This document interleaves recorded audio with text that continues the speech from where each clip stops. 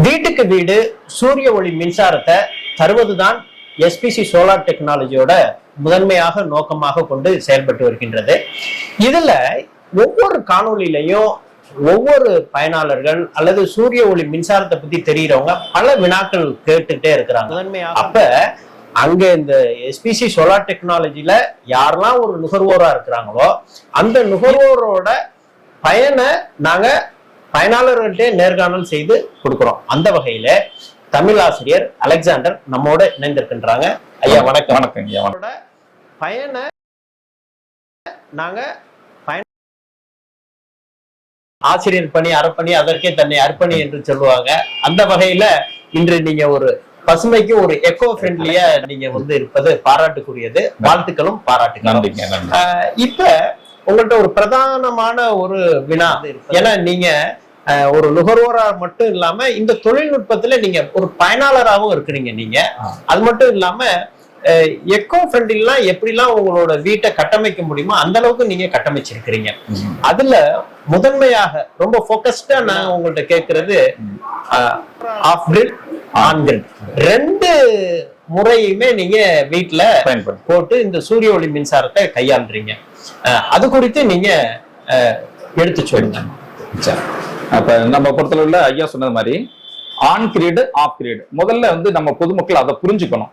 அப்ப முதல்ல of grid போயிடலாம். ஆஃப் கிரீடுங்கிறது என்னன்னா நம்ம சூரிய பேனல்ல சூரிய ஒளியில நம்ம வீட்டுல போட்டுக்கக்கூடிய பேனல் வழியா வந்திருக்கக்கூடியத பேட்டரி மூலியமா நம்ம சேவ் பண்ணிக்கிறோம். முதல்ல அதுக்கு MPPT சார்ஜர் கண்ட்ரோலர் எல்லாம் இருக்கு. சார்ஜர் கண்ட்ரோல் வழியா நம்ம இருக்கக்கூடிய பேனலை பொறுத்து இருக்கு. நம்ம எவ்வளவு போடுறோம், எத்தனை கிலோவாட் போடுறோம். இப்ப 1 கிலோவாட்டுக்கு மேல பண்ணா 24 வோல்ட்டா வந்துடும். நம்ம 1 கிலோவாட்டுக்குள்ள வரணும்னா 12 வோல்ட் பேனல் 24 வோல்ட் பேனல் இருக்கும். இப்ப நான் போட்டுருக்கிறது 12 வோல்ட் பேனல் தான் போட்டிருக்கேன். 12 வோல்ட் பேனலும் போட்டுக்கலாம், 24 போட்டுக்கலாம். இப்ப நான் 1 கிலோவாட் போட்டுக்கிறது எப்படி போட்டுக்கணும். இந்த முதல்ல ஆஃப் கிரேட்னா என்னன்னா நம்ம இப்ப மின்சாரம் நம்ம போயிருது, சேமிச்சு நம்ம பேனல்ல இருந்து உற்பத்தி பண்றத அந்த சார்ஜர் கண்ட்ரோல் வழியா இன்வெர்டர் மூலமா பேட்டரியில ஸ்டோர் ஆகிருது. நம்ம பவர் கட் ஆச்சுன்னா மறுபடியும் அதுலயே போயிடும். இல்ல நம்மளுக்கு பவர் இருக்கு, நம்ம இன்வெர்டர் வழியா நம்ம கொடுத்துருப்போம். அந்த பேட்டரி நம்ம இன்வெர்டர் லைன் எங்கெங்கெல்லாம் கொடுத்துருக்கோமோ அது ஃபுல் அண்ட் ஃபுல்லு சூரிய ஒளியில பயன்படுத்துற மாதிரி இருக்கிறது ஆஃப் கிரிட். இப்ப இதுல நம்ம ஹெவியா போடணுமா, ஏசி பயன்படுத்த முடியுமா, இல்ல வாஷிங் மிஷின் பயன்படுத்தணும்னா பயன்படுத்தலாம். அப்ப கிலோவாட் ஒரு 5 கிலோவாட் போட்டோம்னா அதுக்கு பேக்கப் சொல்றப்ப பேட்டரியோட ரேட் அதிகம். இப்ப உதாரணத்துக்கு 12 வோல்ட் பேட்டரி ஒரு 200 ஏஹெச் வாங்குறோம்னு வச்சுக்கல, ஒரு 18,000 இருந்து 19,000 வருது. சோலாருக்கு ரேட் 7.5 mm வந்துருச்சு. அப்ப ஒவ்வொரு பேட்டரி அந்த ரேட்டுங்கிறப்ப நீங்க ஒரு 12 பேட்டரி 14 பேட்டரி போட்டாகணும். அப்ப அப்படி போடுறப்ப நம்மளுக்கு எக்ஸ்பென்சிவ் எங்கேயே போயிடும், முதலீடு அதிகமா வந்துடும். அப்ப என்ன பண்ணிடலாம்னா நம்ம இப்ப கவர்மெண்டே நம்மளுக்கு மானியம் கொடுக்குறாங்க. அப்ப ஆன் கிரிட் போயிடலாம். அப்ப ஆன் கிரிட்ல என்ன வேலைன்னாக்கா நம்ம டாப்ல போட்டிருக்கோம், சூரிய பேனல்ல நிறுவிருக்கோம். அதுல இருந்து உற்பத்தி பண்ணக்கூடியதை நேரடி என்ன பண்ணும், நம்மளுக்கு இன்வெர்டர் செட்டப்போட நெட் மீட்டர். அந்த நெட் மீட்டர்ங்கிறது இருமுனை மின்சாரம். நம்ம நார்மலா இருக்கக்கூடிய சர்வீஸ்ல ஒரு சைடு தான் ஈப்ல இருந்து மட்டும் வாங்குவோம். ஆமா. ஆனா இதுல நம்ம உற்பத்தி பண்றதும் வெளியில போகிறோம். அதுக்கு முதல்ல ஈப்ல கரண்ட் இருக்கணும். அது நிறைய புரிஞ்சுக்கணும். கரண்ட் இன்னைக்கு கட் ஆயிடுச்சு, எங்களை ப்ரொடியூஸ் பண்ணுவானா பண்ணாது. ஓகே, மின்சாரம் இருந்தா மட்டும்தான் ப்ரொடியூஸ் பண்ணும். அப்ப அங்கிருந்து வரக்கூடியதை இப்ப நம்மளுக்கு ஒரு சந்தேகம் வரும் பொதுமக்களுக்கு. சார் இப்ப நான் சூரிய ஒளி போட்டிருக்கேன், நான் பயன்படுத்துறேன், அப்புறம் எப்படி ஈபிக்கு போகும். நம்ம போட்டுக்கு நான் போட்டுக்கு 2000 வாட்ஸ், நான் வீட்டுல ஒரு 500 வாட்ஸ் மட்டும் பயன்படுத்துறேன். அப்ப மீதி 1500 வாட்ஸ் உற்பத்தி பண்ணா அது எக்ஸ்போர்ட் ஆகும். ஓகே. இல்ல நான் எதுவுமே பயன்படுத்தல எக்ஸ்போர்ட் ஆகிட்டு இருக்கும். இல்ல நான் 2000 யூனிட் நான் பயன்படுத்தினா அங்க போய் நம்ம பயன்படுத்துறது அப்படி இங்க வந்துடும். புரியுது. இது நம்ம பயன்படுத்தல. இப்ப நிறைய பேருக்கு சந்தேகம் வரும், நாங்க ஆபீஸ்ல 2 பேரும் வேலை பார்க்கிறோம், நாங்க இங்க வீட்டுல பயன்படுத்தல அப்படின்னா பகல்ல வரக்கூடிய எக்ஸ்போர்ட் ஆயிரும். எக்ஸ்போர்ட் ஆகி ஈபிக்கு போய் நம்மளுடைய கணக்குல இருக்கும். நம்ம நைட்ல பயன்படுத்தக்கூடிய அங்கிருந்து நம்ம இம்போர்ட் பண்றோம், நம்ம வாங்கிக்கிறோம். வாங்குறப்ப ரீடிங் எடுக்கிறப்ப நம்ம பயன்படுத்தினது நம்ம எக்ஸ்போர்ட் பண்றது ரெண்டையும் கழிச்சுட்டு மீது நிறைய நம்மளுக்கு சீரோ வந்துடும். கரண்ட் சீரோ ஆகிறதுக்கு அதிக வாய்ப்புகள் இருக்கு. அதாவது இந்த ஆன் கிரிட்ல அவங்க ஒரு முக்கியமான தகவலை சொல்றாங்க. ஒவ்வொரு வீட்லயும் மின் பயனீட்டாளர் அடையாள கணக்கு எண் இருக்கும், அட்டை இருக்கும். அதுல எந்த அளவுக்கு இவங்க வீட்டுக்கு மின் அளவீடு தேவையோ அதை மையமாக வச்சு அந்த கிலோவாட் போடுவாங்க. இப்ப நம்ம அலெக்சாண்டர் ஆசிரியர் 2 கிலோவாட் போடுறாங்க அப்படின்னா இந்த ஆன் கிரிட் அப்படிங்கிறது தமிழ்நாடு மின்சார வாரியத்துக்கு இவங்க வீட்டுக்கு தேவையான மின் உற்பத்தியை இவங்களே தற்சார்பா உற்பத்தி செய்து மின் வாரியத்துல அதை கொண்டு போயிடுறாங்க. திருப்பி அந்த மின்சாரமானது மின்சார வாரியத்தோட அந்த அவங்களோட அந்த மின்சார கணக்குப்படிதான் அவங்க வீட்டுக்கு வரும். ஆனா மின்தடை ஏற்பட்டா அப்ப வீட்லயும் மின்தடை ஏற்பட்டுரும் அப்படிங்கிறது ஆன் கிரிட்ல உள்ள விஷயம். அதே விஷயத்த அவங்க என்ன சொல்றாங்க, இதே நான் ஆஃப் கிரிட் வச்சிருக்கேன் அப்படின்னா அதற்கு மின்கலன் சேமிப்பு கலன் நான் வச்சிருக்கேன் பேட்டரியில. ஆனா அதுக்கு வந்து அதிகமாகும். இதுல எது உங்களுக்கு ரொம்ப ஃப்ரெண்ட்லியா இருக்குங்க, எது மெயின்டெனன்ஸ் எல்லாம் எது அதிக செலவினங்கள் எதுவும் ஆகுதா? ஆன் கிரிட பொறுத்தவரை நமக்கு எந்த மெயின்டெனன்ஸும் கிடையாது. ஏன்னா அதுல வந்து நம்ம வந்து பேனல மட்டும் கிளீன் பண்ணா போதும். மாசத்துக்கு ஒரு டைம் வந்து சும்மா தண்ணியை ஊற்றி அடிச்சா போதும். இல்ல இந்த வைப்பர் எல்லாம் வச்சிருக்கோம் அப்படி வச்சு தண்ணியை ஊற்றி அடிச்சுட்டோம்னா அதுல உள்ள டஸ்ட் இருந்துச்சுன்னா எஃபிஷியன்சி நல்லா இருக்கும். அதாவது அந்த அந்த சூரிய மின் அந்த தகடு மேல அந்த மண் டஸ்ட் இருக்கு, நிறைய இருக்கு. ஏன்னா தூசில இருக்கக்கூடிய டஸ்ட் இருந்துச்சுன்னா மின்சார உற்பத்தியோட இது வந்து எஃபிஷியன்சி கொஞ்சம் குறையும், உற்பத்தி திறன் குறையும். அப்ப நம்ம கழுவி விட்டோம்னா அது கழிவுல போயிடும். அப்ப அந்த இதுல வந்து நமக்கு செலவு கம்மி. நம்ம அப்படி நேரா ஈபிக்கு எக்ஸ்போர்ட் பண்ணிட்டு நமக்கு தேவையானது. இப்ப நம்ம டேங்க்ல காலையில ஒரு முறை தண்ணி போடுறோம், டேங்க்ல தண்ணி நம்பி இருக்கு. நம்ம எப்ப நேரம் நினைச்ச நேரம் ஃபுல்லா நம்ம என்ன பண்றோம், டேங்க்ல இருந்து நம்ம எடுத்துக்கிறோம். அவர் பகல்ல உற்பத்தி பண்ணி நம்ம ஈபி கொடுத்துறோம். நம்ம நைட்ல எப்ப வேணாலும் எடுத்துக்கலாம். இல்ல 7 மணிக்கு வேணுமா 8 மணி எத்தனை மணிக்கு வேணாலும் அங்க எடுத்துக்கலாம். நம்மளோட உபயோகத்துக்கு போக மீதி இருக்கு, சர்ப்ளஸா இருக்கு அப்படின்னா அதை எப்படி மின்சார வாரி அதை என்ன சொல்லிருக்காங்கன்னா, இது வரைக்கும் என்னன்னா அந்த மார்ச் டு மார்ச் முடிஞ்சதுக்கு அப்புறம் எவ்வளவு யூனிட் இருக்கும் அது குறிப்பிட்ட அமௌண்ட் தருவோம்னு அந்த பாலிசி சொல்லியிருக்காங்க. ஆனா கிளாரிட்டியா இன்னும் அது வெளியிடாம இருக்காங்க. ஒரு சிலர் சொல்லும் போது அவங்க என்ன சொல்றாங்கன்னா, நீங்க எவ்வளவு உற்பத்தி பண்ணாலும் அந்த மார்ச்ல இருந்து முடிச்சுட்டு புது கணக்கு ஆரம்பிச்சிரும். இப்ப நம்ம வந்து மழைக்காலங்கள்ல உற்பத்தி கம்மியா இருக்கும், நம்ம மழைக்காலங்கள்ல அதிகமா எடுத்துக்குவோம். அப்ப நம்ம ஏற்கனவே சர்ப்ளஸா இருந்துச்சுன்னா அதை கழிச்சுக்குவாங்க. அந்த 12 மாசத்துக்குள்ள முடியலன்னா அதுக்கு வந்து குறிப்பிட்ட அமௌண்ட் தரத அரசாங்கம் சொல்லியிருக்காங்க.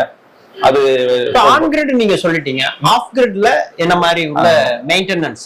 ஆஃப் கிரிட் பொறுத்தவரை நம்ம வந்து இன்னைக்கு lead acid battery, lithium battery இருக்கு, லித்தியம் அயன் பிரோபாஸ்பேட், இன்னைக்கு 3 வகையான பேட்டரி நம்ம பயன்படுத்துறோம். இப்ப நம்ம வந்து நம்ம ஆன் கிரிட் ஆஃப் கிரிட் போடுறவங்க ஏற்கனவே இன்வெர்டர் கண்டிப்பா வச்சிருப்பாங்க. எல்லா வீடுகளிலும் இன்வெர்டர் இருக்கும். அதான் இந்த மின் மாற்றிங்கிற மின் மாற்றில ஏன்னா பவர் கட் ஆச்சுனாக்க நமக்கு பயன்படுத்தக்கூடியது.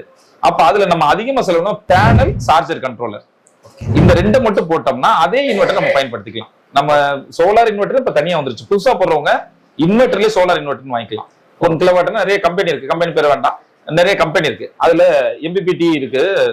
இது MPPTங்கிறது வந்து பவர் நல்ல எஃபிஷியன்சி அதிகமா இருக்கும். சார்ஜர் கண்ட்ரோலோட வருது. மேல இருந்து லைனை கொடுத்து நம்ம பேட்டரி நம்ம இதுல கொடுத்துட்டோம்னா, இன்வெர்டர்ல கொடுத்துட்டோம்னா ஆட்டோமேட்டிக்கா அது பாட்டுக்கு சார்ஜ் ஆயிருக்கும். அது பாட்டு நம்மளுக்கு அங்கே போயிடும். அது நிறைய நம்ம பேட்டரியோட நம்ம கெப்பாசிட்டி அதிகமா போட்டோம்னா அந்த இன்வெர்டர்ல செட்டிங் இருக்கும். நம்ம வந்து நம்ம கிரிடுக்கு மாறணுமா கிரிடுங்கிறது நம்ம இபி. இபில இருந்து சார்ஜ் தேவையில்லைன்னா சூரிய ஒளி கம்மியா இருக்கு, கிரிடுக்கு மாற வேண்டாமா நம்ம செட் பண்ணிட்டோம்னா மாறவே வேண்டியது இல்லை. எனக்கு பேட்டரி அதிகமா இருக்குன்னா நைட் பகல் ஃபுல்லா வரக்கூடிய நம்ம ப்ரொடியூஸ் பண்ணி அதை மட்டுமே யூஸ் பண்ணிக்கலாம். ஓகே. இப்ப நான் போட்டிருக்கிறத வந்து பார்த்தோம்னா எனக்கு வந்து மத்தியானம் நாங்க யாருமே இல்ல, அது ப்ரொடியூஸ் பண்றது பாதி வேஸ்ட். இப்ப இங்க வந்திருக்கிறது பேட்டரிக்கு தான். பேட்டரியை வந்து நம்ம அதிகப்படுத்தினோம்னா அதை நம்ம நைட்லயும் பயன்படுத்திக்கலாம். இப்ப என்ன பண்ணோம், அந்த ஆஃப் கிரிட பொறுத்தவரை இன்வெர்டர் காலியானோன்னு அந்த பேட்டரி பாதியானோன்னு என்ன பண்ணி இபிக்கு மாறிக்கும். புரியுது. சூரிய ஒளி போனோன்னு என்ன பண்ணி இபிக்கு மாறிக்கும். இபில கட் ஆனதுக்கு ஒரு 50% அப்புறமேட்டுக்கு தான் மறுபடியும் பேட்டரிக்கு வரும். இப்ப பேட்டரிக்கு மாறுறப்ப என்ன பண்ணும், சார்ஜ் ஆகி ஃபுல்லா இருக்கும். நான் காலையில 8 மணிக்கு எல்லாம் பார்த்தோம்னா இது ஏற்கனவே ஃபுல்லா இருக்கும்.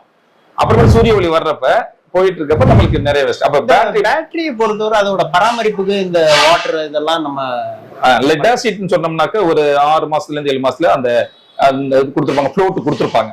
அந்த லெவலுக்கு வந்து நம்ம வந்து டிஸ்டிலேட் வாட்டர் ஊத்தி ஆகணும். ஏன்னா இல்லைன்னாக்கா அதுக்கு பேட்டரி மெயின்டெனன்ஸ் கொஞ்சம் பண்ணி ஆகணும். இல்ல இன்னைக்கு டெக்னாலஜி நிறைய வந்துச்சு, லித்தியம் அயன் பெரோபாஸ்பேட் வந்துருச்சு. அதை நம்ம போட்டோம்னா 10 இயர்ஸ்க்கு எந்த மெயின்டெனன்ஸும் கிடையாது. ஆனா அது காஸ்ட்லி. இந்த ஒரு பேட்டரி வாங்குறதுல அது 3 பேட்டரி வாங்கக்கூடிய காசு அது ஒரு பேட்டரி லித்தியம் அயன் பெரோபாஸ்பேட். அது காம்பாக்டா சின்னதா இருக்கும். இப்ப அது நம்மளுடைய பட்ஜெட்டை பொறுத்து பார்க்கலாம்.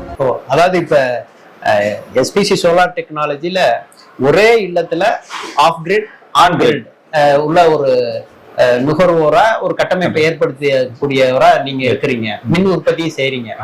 அதுல அடைந்த பயன்னா நீங்க என்னெல்லாம் சொல்லுவீங்க? நான் இவ்வளவு முதலீடு பண்ணேன், எனக்கு இவ்வளவு சேவ் ஆகுதுன்னா எதெல்லாம் நீங்க ஒரு முக்கியமா சொல்லுவீங்க? இப்ப பொறுத்தவரை ஆன் கிரீடை பொறுத்தவரை இப்பதான் போட்டிருக்கேன், 1 வருஷம் தான் ஆகுது. ஆன் கிரீடை பொறுத்தவரை 2 கிலோவாட் தான் போட்டிருக்கேன். ஏன்னா என்னுடைய கால்குலேஷனை பொறுத்தளவுல எனக்கு 3 கிலோவாட், ஏற்கனவே 1 கிலோவாட் வந்து ஆஃப் கிரீட் வச்சிருக்கிறேன். அப்ப நான் பகல்ல இருக்கிறப்ப எல்லா ஃபேனு, லைட்டு, ஃப்ரிட்ஜ் கொண்டு கொடுத்துருக்கிறேன். அப்ப அதுல பகல் ஃபுல்லா அதுல யூஸ் பண்ணிக்குவோம். பவர் கட் ஆனாலும் அதை யூஸ் பண்ணிக்குவேன். இப்ப மேற்கொண்டு வர்றப்ப ஒரு 2000 அது வேரியேஷன் ஆகும். இப்ப மார்ச் நம்ம ஏசி எந்த அளவுக்கு பயன்படுத்துறோமோ அந்த மாதங்கள் அதிகபட்சம் 4000 3500 5000 அந்த ரேஞ்சு கூட வரும். அப்ப ஆவரேஜா வராது, ஒரு மாதம் அதிகரிக்கும். அப்ப நம்ம கால்குலேட் பண்ணப்ப 2 கிலோவாட் போட்டோம்னா எனக்கு ஓகே அப்படிங்கிறதாலதான் 2 கிலோவாட் போட்டிருக்கேன். இப்ப 2 கிலோவாட் போட்டதுல போன மாசம் ஏற்கனவே சொல்லியிருக்கோம் 148 ரூபா தான் கட்டியிருக்கோம். இந்த சூரிய ஒளி மின்சாரத்தை பத்தி நீங்க என்ன சொல்ல விரும்புறீங்க? எல்லாரும் பயன்படுத்தணும். ஏன்னா நம்மளுடைய ஈகோ ஃப்ரெண்டா இருக்கும். நம்மளுக்கு வந்து இன்னைக்கு நம்மளுக்கு இருக்கக்கூடியதை நம்ம பயன்படுத்திக்கிறோம். நம்ம வீட்டுக்கு நம்ம பயன்படுத்திக்கலாம். நம்ம சோலார் பண்ணலாம், இல்ல விண்டு மில்லு, எதெல்லாம் ஈகோ ஃப்ரெண்ட்லியா இருக்கோ அதெல்லாம் பயன்படுத்த. ஏன்னா நம்ம சுற்றுச்சூழலை பாதுகாக்கணும். நம்மளுடைய ஆதி தமிழர்கள் சொல்லும் பொழுது இயற்கையோடு இயற்கையா இருந்தாங்க, சுற்றுச்சூழலை கெடுக்க மாசு அடையாம இருந்தாங்க. இன்னைக்கு இருக்கக்கூடிய வாகனங்களுடைய பெருக்கம், நிறைய போக்குவரத்துகள், அப்ப வந்து மாசு அடையுது. அப்ப இந்த மாதிரி நம்ம மின்சாரம் தயார் பண்றப்ப நம்மளுக்கு மாசு இல்லாம இருக்கலாம். இது நம்மளால முடிஞ்சது. அப்ப இது மட்டும் இல்ல, நான் பாத்துக்கிட்டீங்கன்னா வீட்டுல அந்த ஆல் இன் ஒன்னு ஸ்ட்ரீட் லைட் இருக்கும். இப்ப அது வந்து சோலார்ல இருக்கு. இப்ப நான் இன்ஸ்டால் பண்ணி வீட்டுக்கு முன்னாடி போட்டிருக்கேன். அது பாட்டுக்கு என்ன பண்ணும், ஒரு 120 வாட்ஸ் போட்டோம்னா ஒரு 40 வாட்ஸ் மைல்டா எரிஞ்சிட்டு இருக்கும். யாரும் நம்ம வீட்டை கிராஸ் பண்றாங்க, பிரைட்டா எரியும். அப்ப லைட் எரியுதுன்னா ஆள் வர்றப்ப பிரைட்டா வரும், மோஷன் சென்சார். அப்ப அதை பயன்படுத்துறான். நான் 2 2 வீலர் வச்சிருக்கேன். ஒன்னு ஸ்கூட்டர் ஹீரோ ஆப்டிமான்னு எலக்ட்ரிக் வண்டி, அது 5 வருஷமா வச்சிருக்கேன். இப்ப அதுவும் இதுலதான் சார்ஜ் பண்ணிக்கிறோம். இன்னொன்னு வந்து இப்ப வந்து ரிவோல்ட்னு ஒரு பைக், அது ஸ்போர்ட்ஸ் பைக். அப்ப ரெண்டுமே பாத்தீங்கன்னாக்கா அது மின்சாரம் எல்லாம் போக எனக்கு 148 ரூபா அந்த மாசம். இப்ப இது நான் தனியா மிச்சமாகுது உங்களுக்கு. இப்ப நான் இந்த ரிவோல்ட்டுக்கு மட்டும் நான் வந்து மாசத்துக்கு நான் ரீசார்ஜ் பண்ணா 2500 ரூபாய் கரண்ட் பிடிக்கும். இப்ப இது எல்லாமே எப்படின்னா நம்ம கரண்ட் நம்ம பண்றது கம்மியா சொல்ற மாதிரி இருக்கும். நம்ம அந்த லிமிட் தான் இருக்கு. 500 வரைக்கும் ஒரு ஸ்லாட் இருக்கும், 500க்கு மேல ஒரு ஸ்லாட் இருக்கும். அப்ப போறப்ப நம்மளுக்கு இங்க என்ன பண்ணுது எல்லாம் எல்லாம் நம்ம வந்து நிறைய வீட்டுல மொத்தமா சேர்றப்ப 500 இங்கே போயிடும். இப்ப 750 யூனிட் வருதுனாக்கா அதுக்கு நீங்க கணக்கு பண்ண 12-13 எங்கே போய் நிக்கும். அப்ப நம்ம ஒரு 600 யூனிட் உற்பத்தி பண்ணி கொடுத்து நம்ம வச்சிருக்கோம்ல, அதை கழிச்சிட்டோம்னா 150 யூனிட் தானே. அப்ப அந்த 150 யூனிட்ங்கிறப்ப 2 ரூபாய்னாக்கா அதுல உள்ள காசு தானே, அதனாலதான் குறையிறது. அதுல கவர்மெண்டோட மானியம் 100 யூனிட் இருக்கு அப்படிங்கறனால நம்மளுக்கு கம்மியாகும். அடுக்கடுக்கான கேள்விகள், அறிவியல் பூர்வமான பதில்கள், இதை போல நல்ல பல பயனுள்ள கருத்துக்களை அறிந்து கொள்ள, தெரிந்து கொள்ள, புரிந்து கொள்ள SPC சோலார் திருச்சி யூடியூப் சேனலை சப்ஸ்கிரைப் பண்ணுங்க, பெல் பட்டன் கிளிக் பண்ணுங்க, ஆல் பட்டன் கிளிக் பண்ணுங்க. ஒவ்வொரு பதிவையும் லைக் பண்ணி ஷேர் பண்ணுங்க.